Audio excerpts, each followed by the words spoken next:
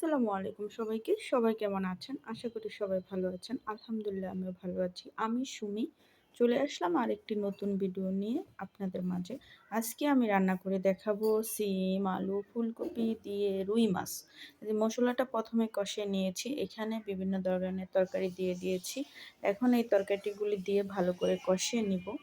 সবাই একটু দেখতে থাকুন আমি আজকে কি রান্না করছি।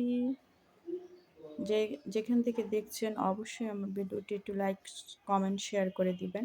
যে ভালো করে কষানো হয়ে গেছে, এখন আমি এখানে ঝোল দিয়ে দিব। আমি আসলে সব সময় বলি আমার তরকারিতে আমি সব সময় একটু ময় মশলা কম দেই, কারণ আমাদের ঘরে একটু ময় মশলা কমই খাওয়া হয়। সে কারণে একটু ময় মশলা কম দিতে হয়। এই যে আমি ঝোল দিয়ে দিছি, এখন বলক আবে। আমি আগে থেকে অন্য চুলায় মাছ ভেজে রেখেছিলাম, সেই মাছটা এখন এখানে দিয়ে দিব। যে মাছগুলো একে একে দিয়ে দিচ্ছি। আসলে লং ভিডিও দেওয়া হয় না, একটু সময়ের ব্যাপার লাগে তো। আর একা একা এই ভিডিও এডিট করা, ধরা, এগুলি একটু আসলে কষ্টকর। এর জন্য আসলে বেশিরভাগ লং ভিডিও দেওয়া হয় না, অনেক দিন পর পর একটা করে দিই। আপনারা সবাই প্লিজ একটু ধৈর্য সহকারে দেখে নেবেন।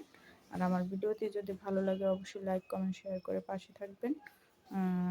এই যে মাছ দিয়ে দিয়েছি এখানে, এখন আমি ধনেপাতা দিয়ে দিলে আমার তরকারি রেডি। এই যে ধনেপাতা দিয়ে দিয়েছি।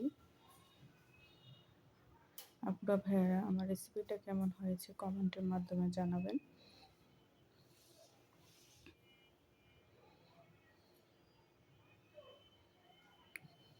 ধনেপাতা দিয়ে দিয়েছি। কেমন হয়েছে বলবেন সবাই প্লিজ। ভালো থাকবেন। আল্লাহ হাফেজ। আসসালামু আলাইকুম।